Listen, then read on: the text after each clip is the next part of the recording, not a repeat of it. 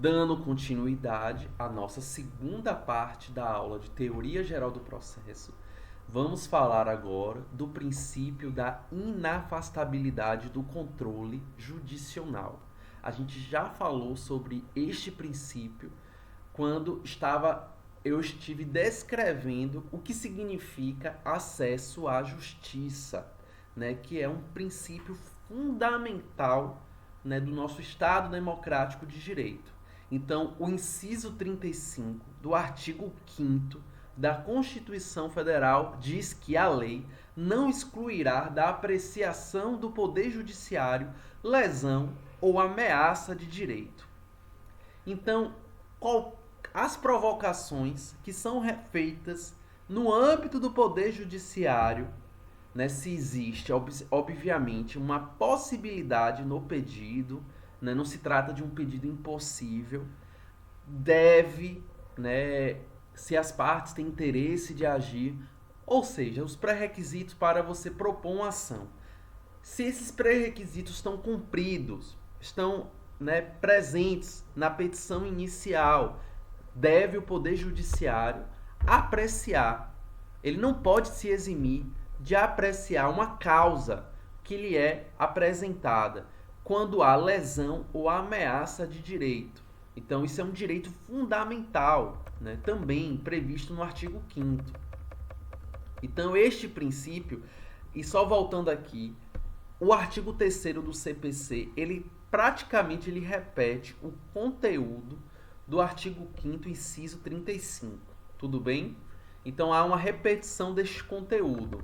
Então, observem aqui que este princípio, ele garante o quê? O acesso à justiça, com as suas implicações e desdobramentos. Não apenas ele possibilita levar sua pretensão ao judiciário, como também uma garantia substancial de tutela jurisdicional efetiva e tempestiva, ou seja, dentro do tempo razoável, né? Pensando também os outros princípios que compõem o processo, o direito processual, que compõem o nosso sistema de justiça, né? Então, este princípio, né, ele é muito importante para que a gente possa garantir o acesso à justiça. Vejamos agora o próximo princípio, que também é fundamental para o acesso à justiça, que é o princípio da legalidade processual, ou também chamado boa-fé processual. O que é que ele nos informa? Que há uma vedação. Então, esse princípio consiste na vedação ao exercício abusivo de direito processual. Ou seja, as partes devem agir de acordo com os seus deveres, de acordo com a moralidade e a probidade do processo. Todas as partes. O autor, o réu e também o juiz, né? Aquele que decide, os peritos, né? Os assessores, os técnicos, todos, né? Que compõem, todos eles que são componentes desse ambiente de acesso à justiça, deve agir de acordo com a boa-fé processual. Né? Não é um dever só do juiz, é um dever das partes. Né? É um dever também dos profissionais que atuam no Poder Judiciário, né? Administrando o acesso à justiça. Então, o processo, além de contribuir para a pacificação da sociedade, ele deve ser colocado à disposição das partes para que possa resolver seus conflitos e obter as respostas aos seus pleitos. Observe que nós temos dois conceitos, né, que eu posso aqui apresentar para vocês: a verdade real e a verdade processual.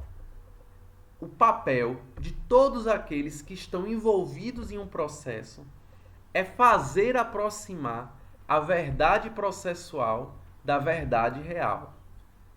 Isto é um fim que pode parecer, enfim, é um tópico, né, em algumas situações, porque às vezes é impossível, de acordo com as provas que são produzidas, né, diante dos comportamentos das partes, se alcançar uma verdade real. Mas este deve ser o fim máximo, deve ser o principal objetivo de todos, todos os sujeitos do processo. Todos que atuam no processo devem buscar aproximar a verdade processual da verdade real. Então, o que eu posso mais falar sobre esse princípio? Que a lealdade, né, processual é um dever. Desrespeitá-la é considerado um ilícito processual que vai gerar sanções, né? Uma dessas sanções ela está associada à litigância de má-fé.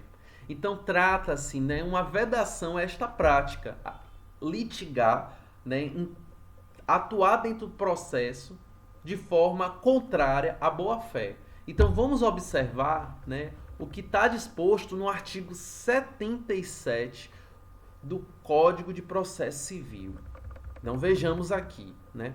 Além de outros previstos neste código, né, outros deveres, são deveres das partes, dos seus procuradores, de todos aqueles que de qualquer forma atuem no processo, né? Então é dever de todas as partes expor os fatos em juízo conforme a verdade.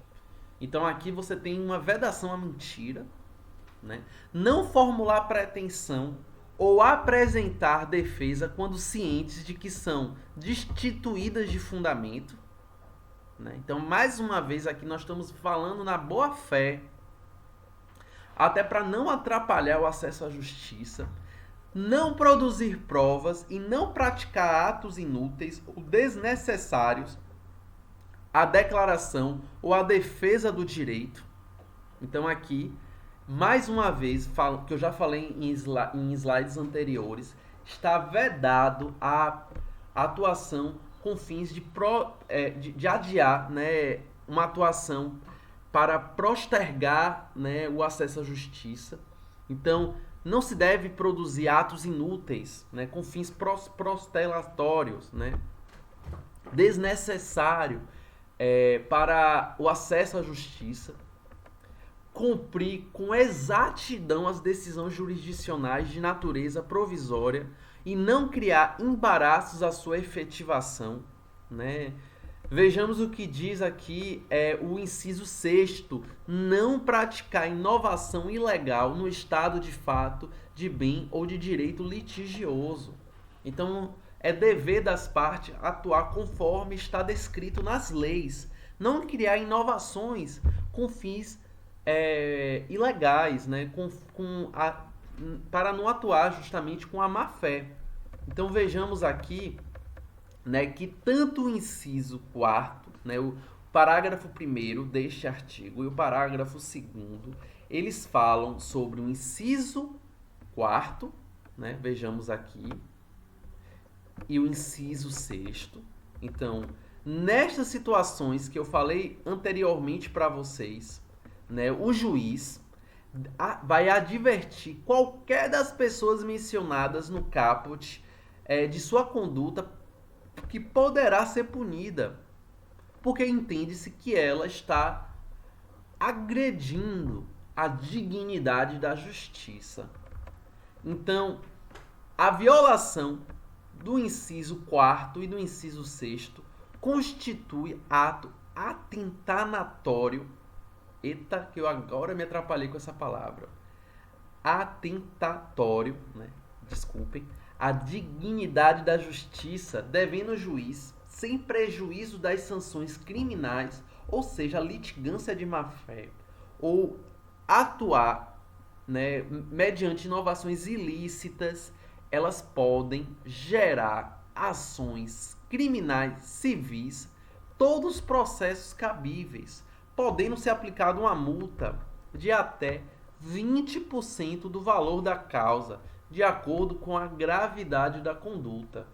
Isto, né, esta previsão é uma forma de inibir práticas que tentem atentar, né, a dignidade da justiça, porque todos nós saímos perdendo.